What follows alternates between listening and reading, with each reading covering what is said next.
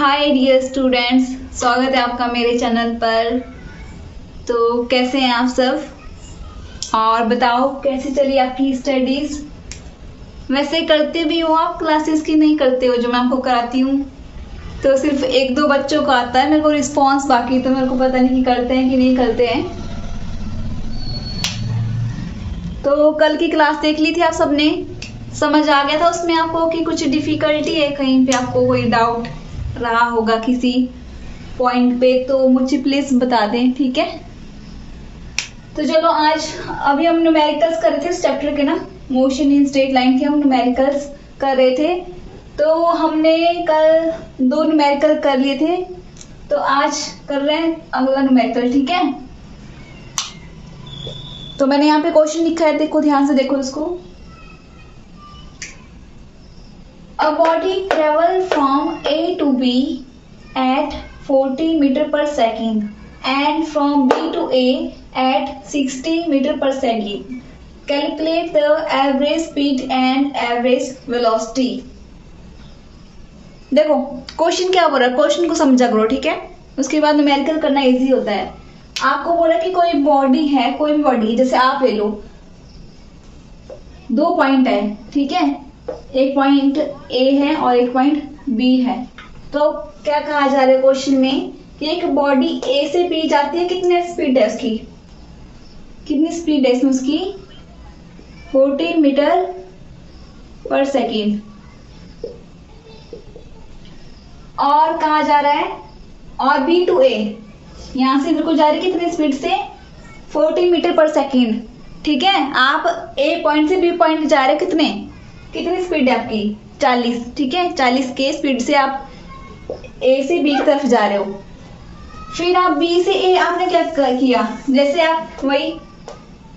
आप घर से स्कूल जा रहे हो धीरे धीरे मजे से, और जब स्कूल से घर वापस आ रहे हो तो फटाफट आ रहे हो जल्दी से, तो घर कितनी फास्ट आ रहे हो आप, 60 मीटर पर सेकेंड, ठीक है। जैसे ये आपका घर हो गया और ये स्कूल हो गया, समझ आ रहा आपको। तो ये कह रहा था क्वेश्चन, तो ये आपकी दूसरी स्पीड है S2।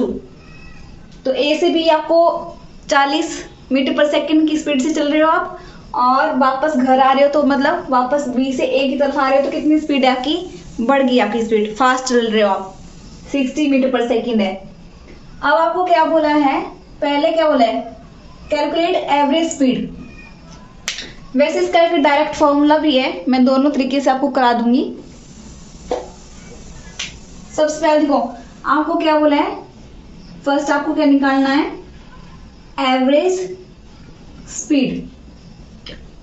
अब बताओ, मैंने आपको एवरेज स्पीड का फॉर्मूला बताया था, क्या होता है एवरेज स्पीड, क्या बताया था मैंने आपको, एवरेज स्पीड क्या होता है, क्या बताया था, एवरेज स्पीड क्या होता है, total distance upon total time. मतलब जितना भी आप ट्रेवल किया आपने टोटल, ठीक है, टोटल लेते हैं, टोटल जर्नी जितनी होती है, तो आपकी स्पीड क्या होती है, डिस्टेंस अपॉन टाइम। तो क्या ले लेंगे, एवरेज में क्या आ जाएगा, टोटल, ठीक है। पूरी की पूरी आपको डिस्टेंस भी लेना पड़ेगा और टोटल जो आपको टाइम लगा वो भी लेना पड़ेगा, टोटल टाइम।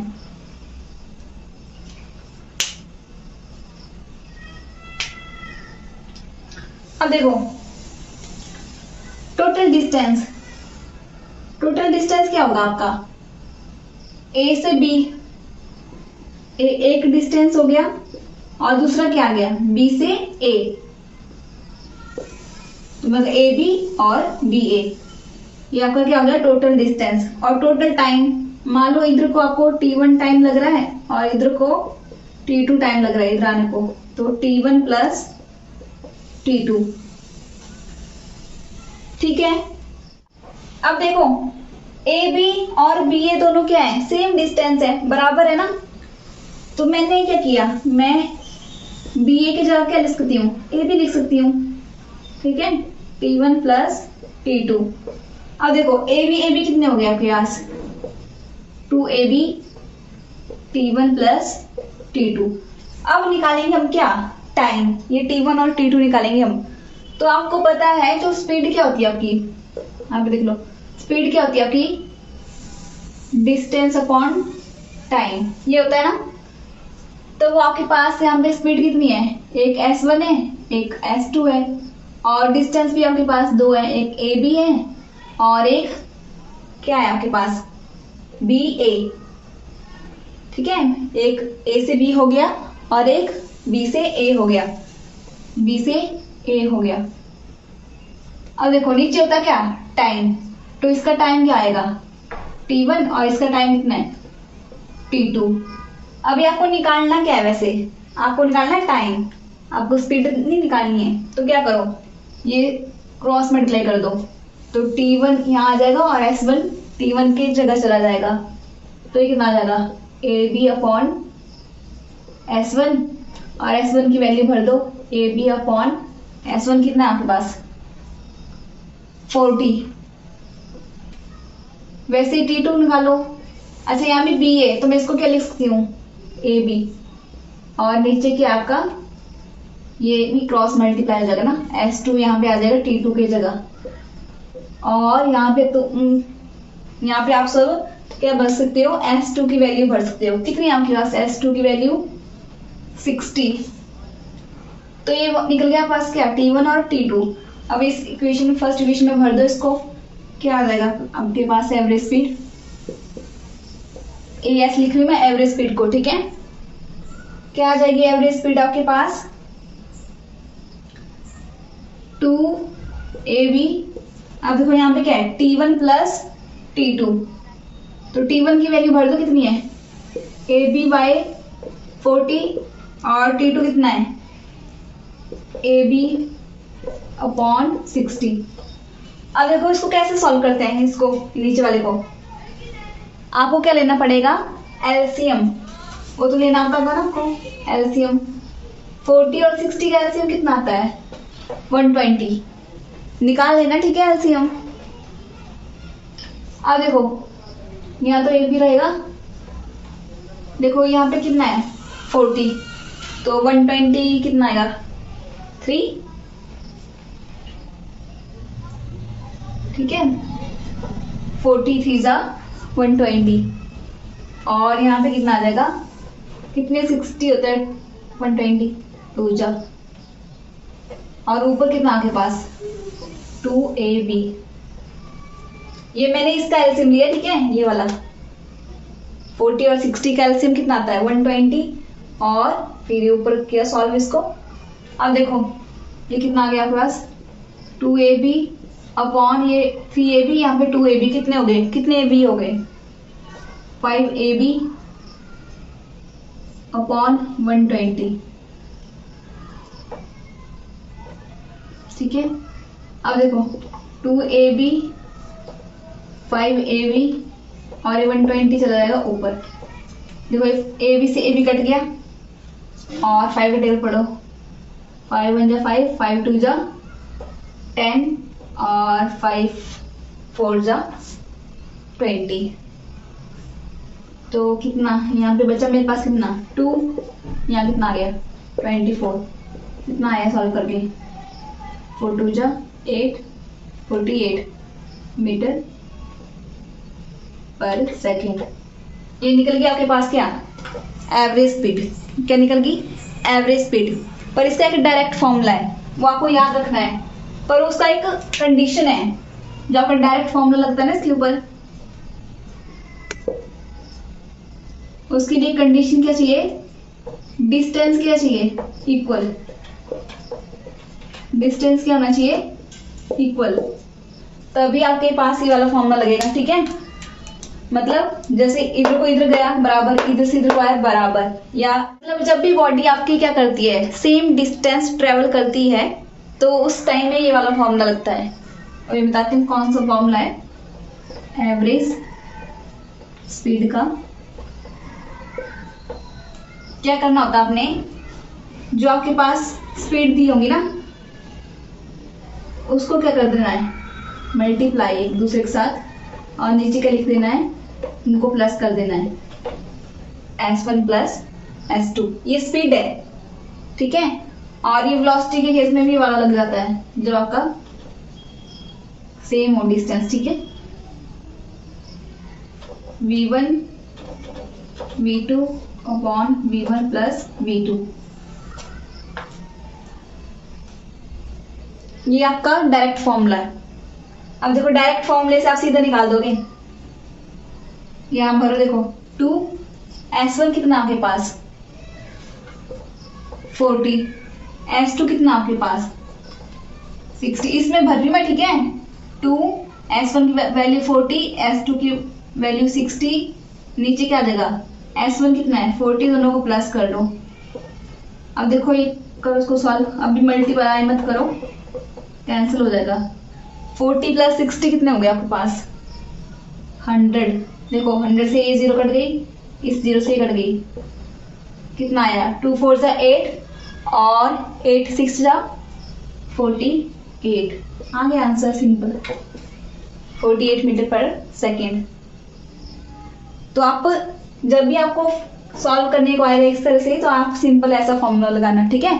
क्या करना है, 2 से मल्टीप्लाई कर देना, जो भी आपकी स्पीड दी होगी उनको मल्टीप्लाई कर देना 2 से, और नीचे उन दोनों को प्लस कर देना।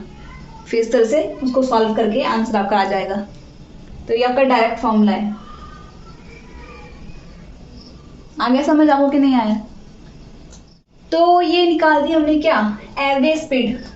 पर इसके साथ हमें और क्या बोला था निकालने को, एवरेज वेलोसिटी। एवरेज वेलोसिटी निकालनी है, ठीक है। क्या निकालनी है, एवरेज वेलोसिटी। अच्छा, एवरेज वेलोसिटी का क्या फॉर्मूला होता है? वेलोसिटी के केस में क्या आ जाता है आपका, टोटल क्या आएगा, डिस्प्लेसमेंट, ठीक है। क्या आएगा, टोटल डिस्प्लेसमेंट।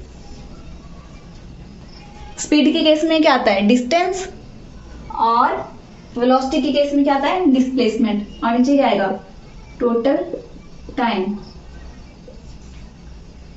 अब मैंने आपको जब ये चैप्टर स्टार्ट किया था तो मैंने आपको बताया था, जब बॉडी एक पॉइंट से दूसरे पॉइंट जा रही है, ठीक है, और वापस उसी पॉइंट से पहले पॉइंट पर आ जाती है, तो उस केस में हम क्या मानते हैं कि उसमें कोई डिस्प्लेसमेंट नहीं हुई है। क्योंकि डिस्प्लेसमेंट का मतलब क्या होता है कि ऑब्जेक्ट ने क्या किया, अपनी पोजीशन चेंज की। पर इस केस में क्या होता है, जो डिस्प्लेसमेंट है वो यहाँ से पहले ए से बी गया, यहाँ पे उसने चेंज तो कर दी, पर आपको फाइनल देखनी है कि फाइनल उसकी चेंज हुई है कि नहीं हुई है। मतलब फाइनल उसकी जो इनिशियल होती है उसकी जगह नहीं होनी चाहिए, चेंज होनी चाहिए। तो पहले बॉडी कहाँ गई, ए से बी, पर वापस कहाँ पे आ गई, ए पे। तो उसकी पोजीशन में कोई चेंज नहीं हुआ फाइनल में, वो फिर से कहाँ पे है, ए पॉइंट पे ही है। शुरू में भी ए पॉइंट पे था और बाद में भी किसके ऊपर आ गया, ए पॉइंट पे। तो कोई भी पोजीशन में चेंज नहीं आया।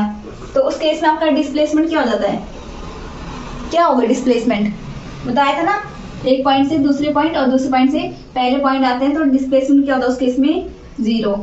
और टाइम तो क्या आ जाएगा, t1 प्लस t2। अब 0 से डिवाइड करोगे मतलब 0 होगा, और इसको डिवाइड करोगे तो क्या आएगा, 0 आएगा आंसर। तो आपके पास एवरेज वेलोसिटी कितनी आ गई, 0।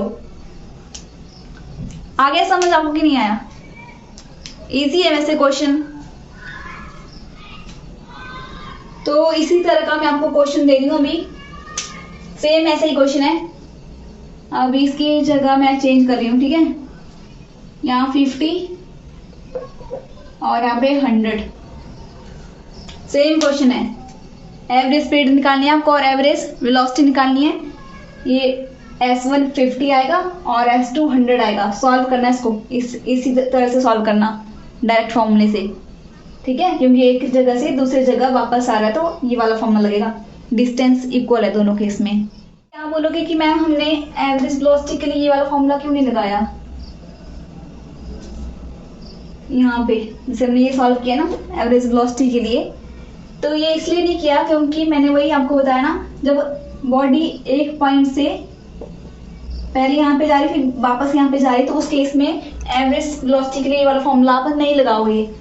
कहाँ पे लगेगा वो मैं आपको अगले जो न्यूमेरिकल कराऊंगी उस पर बताऊंगी कि कहाँ पे आप ऐसा वाला फॉर्मूला लगाओगे एवरेज वेलोसिटी के लिए।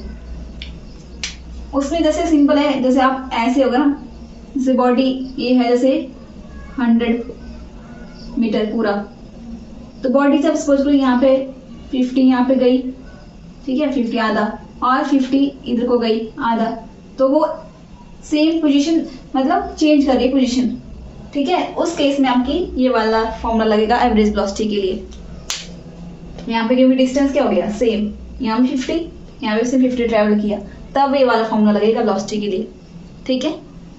तो आज इतना ही करेंगे हम, क्योंकि वीडियो बड़ी बन जाती है और फिर जल्दी से अपलोड नहीं होती है, और मेरे पास ब्रॉडबैंड भी नहीं है कि जल्दी से वीडियो अपलोड हो जाए ताकि, तो फिर कर लेना इसको अच्छे से और पढ़ते रहा करो, ठीक है। और इसके साथ साथ मैं आपको बोलती हूँ कि मेरे एक क्वेश्चन कराने से आपका एग्जाम नहीं निकलेगा, ठीक, आपको साथ साथ में भी पढ़ना है, ठीक है। अपने जो एक तरह से मतलब ऐसा सोच लिया करो कि जो मेरी क्लास है आपके लिए एक रूटीन, एक डिसिप्लिन बनाएगी, और इसके साथ साथ आप अपना सब्जेक्ट किया करो जो आप और भी पढ़ना चाहते हो, जो कि आपके एग्जाम में आएगा, उसको साथ साथ किया करो। तो फिर और मुझे एक बात आपको बतानी थी कि अभी हम आउट ऑफ सिटी जा रहे हैं कुछ दिन के लिए, लगभग 4-5 दिन के लिए जा रहे हैं, तो पता नहीं कितना टाइम लग सकता है वैसे वहाँ पे, तो इसलिए अभी नेक्स्ट वीक मुश्किल होगा वैसे वीडियो बनाना। वैसे मैं कॉपी पेन तो ले जाऊंगी साथ में, वहाँ पे कॉपी पेन पे अगर टाइम लगा तो मैं आपको करा दूंगी, पर आप साथ साथ में पढ़ते रहना, डिसिप्लिन मत तोड़ना, अपना कंटिन्यूटी जो आपकी बनी हुई है उसको मत तोड़ना, चाहे मैं क्लासेस दूं चाहे नहीं दूं, पर आपकी जो रूटीन होती है ना जो पढ़ाई की, उसको मत करना चेंज, वो आप डेली कंटिन्यू रखना अपनी स्टडीज। तो फिर मिलते हैं नेक्स्ट वीडियो में, और अपना ध्यान रखिए और पढ़ते रहिए। So bye bye and take care.